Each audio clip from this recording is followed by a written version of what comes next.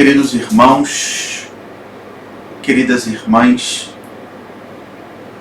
na nossa vida, nós devemos escolher que tipo de plantação que queremos fazer, para que possamos obter frutos que realmente valham a pena.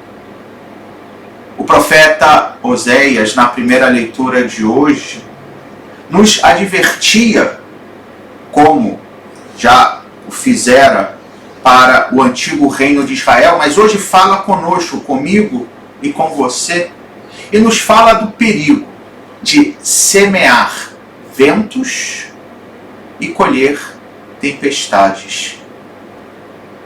Essa imagem do profeta quer nos chamar a atenção para o perigo de fazer da nossa vida, que podemos ver como uma grande plantação, algo em que nós, do nosso modo, com a nossa visão meramente humana, queremos administrar, com uma espécie de autonomia errada. Não que não tenhamos que ser autônomos, não que tenhamos que ser dependentes no sentido negativo da palavra. É óbvio que nós temos que sim sermos homens e mulheres livres que têm as rédeas da própria vida.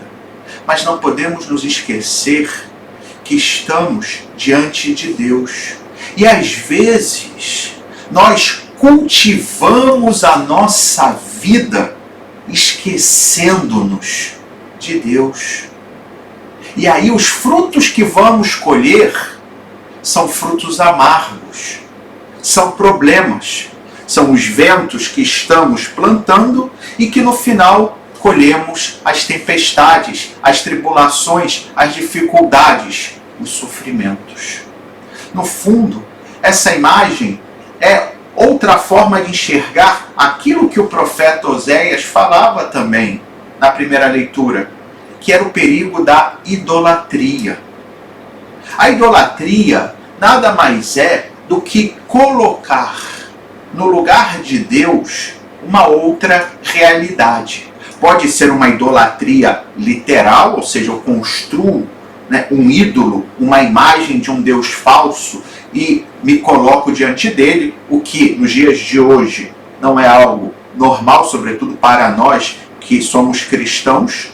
Mas sim, apesar de sermos cristãos e crer que temos fé, podemos sim ter muitos ídolos. Colocar a nossa confiança em realidades que nada tem a ver com Deus, achando que essas realidades podem nos dar a felicidade.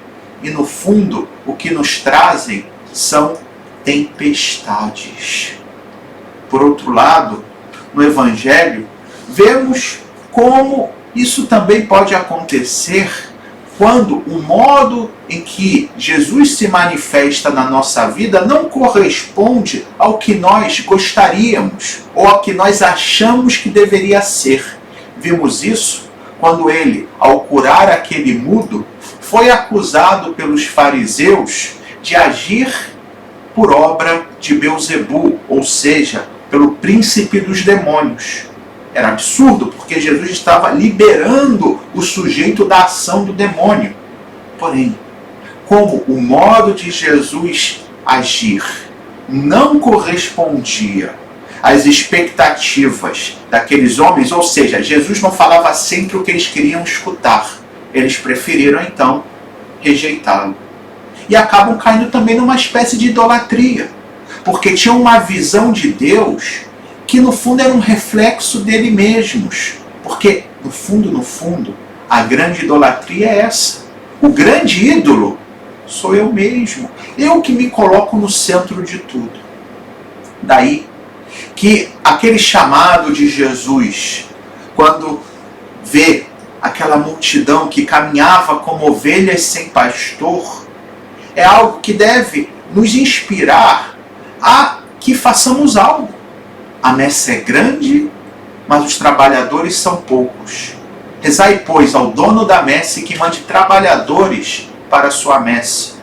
Que possamos ter essa consciência, em primeiro lugar, que a messe somos nós, a plantação somos nós e precisamos de bons trabalhadores. Sim, rezar pelas vocações sacerdotais, rezar pelas vocações religiosas, mas eu também tenho que me colocar a serviço, porque na medida em que eu estou servindo a messe de Deus, também estou cuidando da minha própria plantação, do cultivo da minha própria vida, fazendo com que ela tenha frutos saborosos, frutos fecundos. Que bom que Jesus se compadece de nós, como dizia o Evangelho de hoje, quando, vendo aquela multidão, realmente olha com um olhar cheio de misericórdia. Dizia o texto, vendo Jesus as multidões, compadeceu-se delas, porque estavam cansadas e abatidas. No fundo, quando nós queremos cultivar a plantação da nossa vida, ou seja, queremos conduzir a nossa vida somente com as nossas forças, ficamos abatidos, ficamos cansados. É um trabalho inútil. Trabalhamos e o único que colhemos são tempestades. E Jesus, que nos vê como ovelhas sem pastor, a cada dia quer se aproximar de nós.